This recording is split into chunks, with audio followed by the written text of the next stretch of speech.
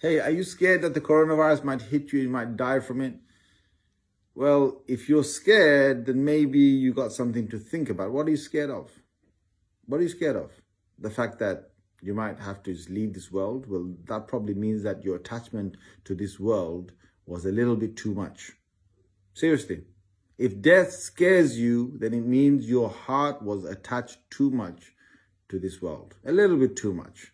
Or maybe the love of your family was above the love of Allah Azza wa Jal and His Messenger. Yes. You never made the Prophet Sallallahu Alaihi Wasallam more of a family member that you look forward to seeing and hugging on the Day of Judgment than your own family. And that's why you're scared. We Muslims will avoid anything to do with the coronavirus. We'll avoid going to the places of coronavirus. We'll try and self-isolate. It's all in the hadith, that's fine.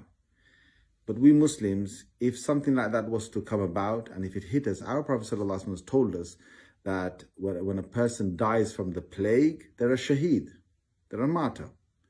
And if a person dies from the coronavirus, hopefully, they're also shuhada, they're also martyrs. So a believer never loses. If I live, alhamdulillah, I live. If I die, I'm a shaheed. If I die from the coronavirus right now, I'm a shaheed. My tawbah and my repentance should be updated. That's definite.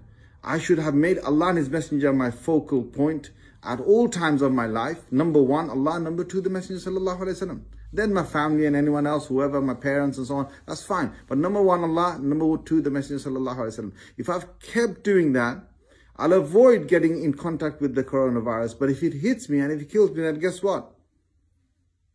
I've got better things to look forward to in the next life. That's how a believer should feel. Seriously. Why are you depressed for? Why are you sitting there? Oh my God, Jummah is cancelled. Well, look, let me tell you this. The hadith is clear in Sahih Muslim.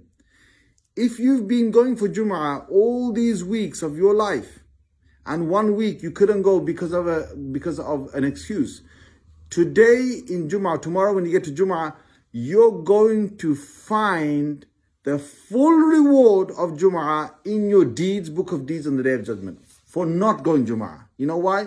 The Prophet ﷺ said when a person becomes ill or when a person is traveling and they can't do the things they used to do before, Allah gives them the same reward. So the fact that you couldn't go to Jum'ah or you can't go tomorrow to Jum'ah, so what? You gain the reward. But if you weren't going to Jum'ah, you're not going to get that reward. Now think about it. All the things you used to do, all the good things you used to do, Salah bil Jama'ah. A lot of people are getting depressed. Oh my God, I can't go to the masjid for Salah because they've shut the masjid. Well, if you've been going for as many Salahs as you've been going before, you're getting the full reward of that. Right now, sitting home or doing, you shouldn't be just sitting home. You should be doing your Jama'ah at home. Right? Do the Jama'ah with your family. Because you're a person who's been doing, with Jama'ah. And all those people who went to Jum'ah all these weeks, you gain the reward for that. You went to Jama'ah, you gain the reward for that. How does the believer lose that? You don't lose that. And if a person's sitting there and thinking, oh my God, I might die from this. Well, maybe it's a good time for you to think about death. Maybe it's a good time for you to think about death. Because it's going to hit you one day anyway. And whatever's written for us is going to be coming our way anyway. Well, we avoid going towards coronavirus or any area that's hit. Just like in the hadith, it says, if a place there's a plague in a place, you're not supposed to go into that country where the plague is. And those people there who've been struck by the plague, they're not supposed to come out and come out of their place and give the plague to others, right? So that's there. We as Muslims, we're going to take that precaution. We're going to self-isolate or whatever. We're going to take the precaution, fine. But in terms of the coronavirus, I don't see why people are being so moody and so on. Look, there's a lot of good that's going to come out of this. I'm telling you. Now, this is the time when we should sit down and reflect, right, about all the good things that we've had. You can't travel? Well, that's the ni'mah of Allah that you've had. All right? We've got food. It's not like it's not like we've got a famine or something. We haven't got food. SubhanAllah, I don't understand why people are being so depressed. Honestly, I don't understand. Allah Azza wa Jalla has given you everything. Everything you've got. Right? You got your fridge, you got your food in the fridge, you got supermarkets that are full of food, all right? And they're going to carry on being supplied. SubhanAllah, all you have to do is stay home. That's all you have to do. And you're getting depressed. Oh my God, food, my room. Well, if food runs out, let's just talk about it, right? If food runs out, so what? It runs out. If we starve a little bit, so what? Honestly, so what? Be prepared for it. an upright human being. Be prepared for it. If you're prepared for the worst, if you're prepared for death, then nothing can make you go down, my friend. Nothing can make you feel down.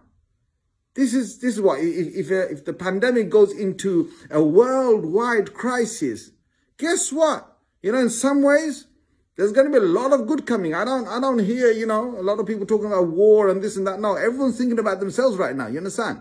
They're not thinking about war out there. You know, a lot of good is probably going to come out of this. A lot of people are going to be thinking differently from what they were thinking beforehand. And you as a believer, sit down, get on with your life, cheer up, and stop thinking that this is the end of the world. We know from the hadith, the end of the world will not happen until Dajjal comes and other, you know, there's going to be other signs of the last hour which haven't come yet. We know that. So it's not the end of the world. Second thing is, all these crises and so on is going to shape human beings to be better. So the time right now is to get on with what we're supposed to be doing all this time anyway, which is ibadah. Get on with your ibadah, get close to Allah. Don't do it just for the sake that the pandemic is here. We're supposed to be doing that beforehand anyway. Update your tawbah, be ready. Anytime death comes, boom, you've gone to the next life. Inshallah, you're the shaheed and you'll have a better life over there. So stop worrying, stop being depressed. Sit down, enjoy your life. You know, meet your family, do whatever else you want to do. Yeah?